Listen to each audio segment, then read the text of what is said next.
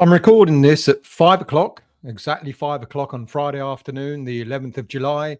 And as of yet, there is still no news about any transfer deals of players coming to West Ham United. An awful lot of talk about more players leaving, and I'm going to get onto that in a moment, all the latest updates.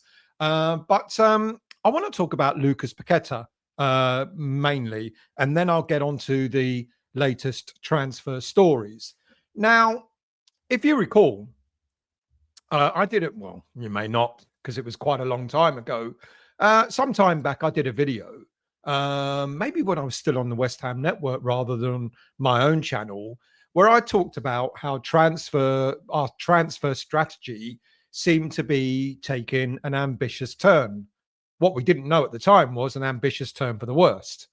It was during the Manuel Pellegrini time when we started to splash out an awful lot of money on a number of players. And I focused on two players in particular, Felipe Anderson and Sebastian Haller. That was back in 2018. We paid in the region of something like £35 million plus add-ons for Anderson to prize him away from Lazio. And then the following summer, we paid something like £45 million, a club record. I think that was a new record after the Anderson record, to attract Sebastian Haller from Eintracht Frankfurt. Now, that era seemed to sort of mark a new dawn, a new era for West Ham United. The board was spending big with Mario Husilos alongside Pellegrini, Husilos as director of football. And for a brief period of time, it seemed as if we were looking at building the strong squads to take us into Europe, top of the Premier League table, and so on. Now, as we all know, it didn't work out that way. And with Pellegrini struggling to get a tune out of his expensively ensembled squad in the second season, David Sullivan pressed the eject button and brought in David Moyes to save the day for the second time. That inevitably led to Moyes being given the job permanently.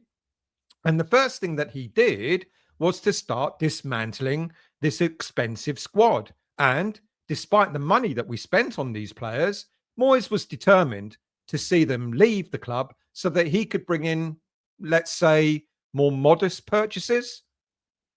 I'm going to get to the point of Paqueta in a moment. If you're new to the channel, please do consider subscribing to the channel. If you've watched me before and yet to subscribe, please do consider subscribing. And please make sure you hit the like button at the end of the show. So Moyes came in and indeed he did just that. He started getting rid of all the big expensive players. And we started to see the arrival of the likes of Jared Bowen for about 20 million, Thomas Souček on loan initially, and then a fee of about 25 million pounds. And Moyes looked like he was sort of building a more solid squad. And at the same time, as I said, he was getting rid of the likes of Anderson and Haller for literally next to nothing. It seemed that our days of spending big on players were a thing of the past. And then the following few seasons saw us steadily improve with a good squad, which eventually did see us qualify for Europe. And the rest is history, as they say. Well, it wasn't until that fateful interview that Moyes did in the winter of 2021, when Moyes said, all of a sudden, he seemed to get a rush of blood to his head, that given our European status now, we were in a completely different market for different caliber of footballers. Now, up until then, we were still buying footballers at modest, affordable prices. Saeed Benrahma for £25 million, Jesse Lingard on loan, for example, Craig Dawson for peanuts. You remember the outcry when we signed him? Vladimir Coufal for £5 million. You get the drift. In fact, our most expensive signings up until the end of the 21-22 season were Kurt Zouma for £32 million and Nikola Vlasic for £27 million. But then from the summer of 2022, we started to spend big money again on players as if it was going out of fashion. Moyes was determined to go for that different caliber of player. And in came players initially for Paqueta for initial 40 million plus add-ons, Gianluca Scamacca for 35 million, Naifa Gerd for 32 million. Followed up the following season by Kudus for 38 million, Alvarez 35. Ward-Prowse, 30 million. You get the drift. All of a sudden, we started to pay big money for players. And here we are now, where Graham Potter and Kyle Macauley have to cut the fat from the squad and hope that we can generate enough money to go back to our modest player purchases rather than the expensive players who seem to be here today, gone tomorrow. Now, almost all of these expensive players have now left. Scamacca left us for less than what we paid for him. Vlasic for virtually nothing. Kudus, as we all know, has just gone to those lot over in North London. And it's quite likely that the likes of Agurd and Alvarez are going to follow suit pretty soon. And again, probably for less than what we paid for them.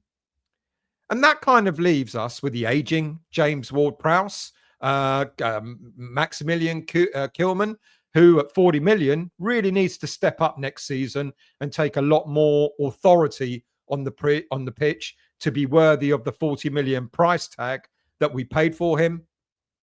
And of course, Paqueta, is still with us. But had it not been for the FA hearing that's been hanging over his head for the last 2 years, he would have left us at least 2 years ago. However, with revelation, is it a revelation coming from ex-Everton CEO Keith Wyness? He believes that Paqueta is set to be cleared by the FA over the betting allegations. And that we might soon be bidding him farewell, Paqueta, once those betting allegations are over. Now, just how Wyness believes Paqueta will be exonerated, I really don't know. There's been nothing leaked. The FA hearing has been the most closely guarded affair, with absolutely no information leaked out to the press or anyone for that matter from the 3-person panel that's been reviewing the hearing for the last 2 years. Now, at the moment, the only case that we know of, or certainly I'm aware of, that's anything near to the Paqueta situation is that of ex-Stratford Town defender Keenan Isak. Now, I talked about this when the Paqueta case first came out, and Isak received a whopping 10-year ban for spot fixing back in 2022. Now, his is the only case that's similar. I know people talk about, what about Ivan Toney and various other cases about betting, but they're completely different to spot fixing, as has been said many times before. So I don't know, with the greatest of respect to Wyness, how he would know or how he would think that the Paqueta case is going to clear him. Look, should he be cleared, it's widely regarded that he will leave West Ham for pastures new and as far away from the reach of the FA as possible. So as much as I still think maybe, just maybe in the distant future, there may be a potential look at Man City. We know Pep Guardiola is still an admirer of the player. I'm thinking that potentially Paqueta is going to leave for pastures new. Now, there's all this talk about him returning to Brazil with his former club Flamengo continuing to make noises, and I'm sure that's possible, but the money that they'll be able to afford to pay for Paqueta is going to be nothing like West Ham United are going to be looking for. However, a move to Saudi will resolve several issues that have been on hold for the past 2 years. And from what we understand, if Paqueta is, found not guilty, a move to Saudi is more likely to be in the offing than anywhere else. Now, a move to a Saudi club would significantly make up for the loss of additional income over the past couple of years that Paqueta would have earned had he moved to Manchester City. Furthermore, West Ham, having told the world and his wife that we're broke, brassic, skint, a move to a Saudi club will almost definitely result in West Ham making probably most of the money back that we've paid for the player, at least 40 million, maybe a bit more. Now, unlike a player who recently left West Ham the other day, Paqueta holds great affection for West Ham and its fans. We shared a great moment in Prague together, and the player was instrumental in helping us win that European trophy with that defence splitting pass to Jared Bowen. But what he's had to endure over the past 2 years is totally unacceptable, mainly because of the time it's taken and the time it's still taking. The FA have concluded their findings, but the outcome of the hearing is yet to be made. Let's see if he's found not guilty first. I would urge caution as to whether that outcome might happen or not. But if he is, then, I would accept the stories being bandied around on social media that him going to the likes of a Saudi club are pretty spot on. So let's see what happens there. We all want him to get off on this. It's taken its toll on him, his family, etc. So we'd all like him to get off. But if he's guilty, completely different matter altogether. All right. How about some quick updates? As mentioned the other day, there's continuing interest in Luis Guilherme from Brazilian club Botafogo, who are said to have made a £17 million bid for the player. Now, that's less than what we paid for him, but he'll recoup a significant amount of money that we paid out. And we paid up to 25 million, including add-ons for the player, or we would pay 25 million.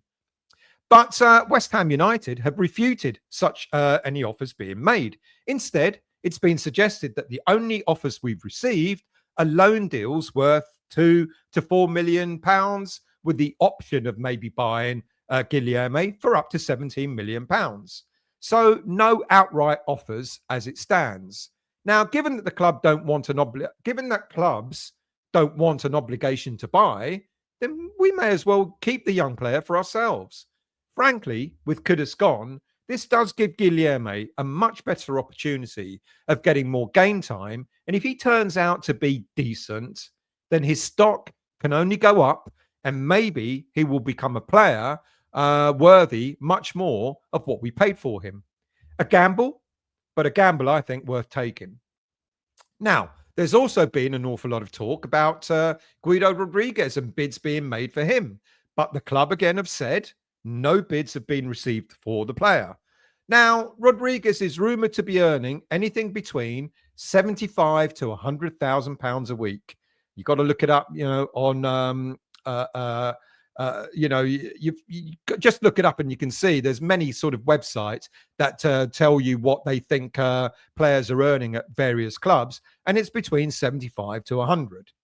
Now, clearly, 75 grand to 100 grand a week, it means he's one of the most highest paid players at the club. And given that he's never likely to be a first team regular starter, he's the perfect example of what Graham Potter and David Sullivan have been suggesting, that without naming him directly, Rodriguez is the sort of player that we need to move on this summer. High earners sitting on the bench. But there are a few issues to this. First of all, who's going to want to buy him? We might have to just give him away.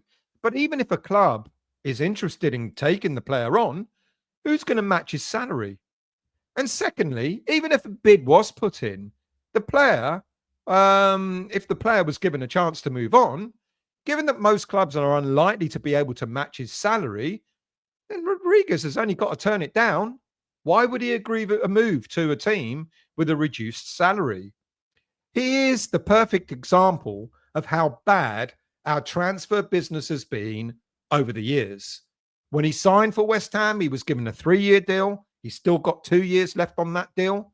And just like Danny Ings before him, Rodriguez knows that he can turn down any offers to move, and he can sit out the next 2 years and still get paid.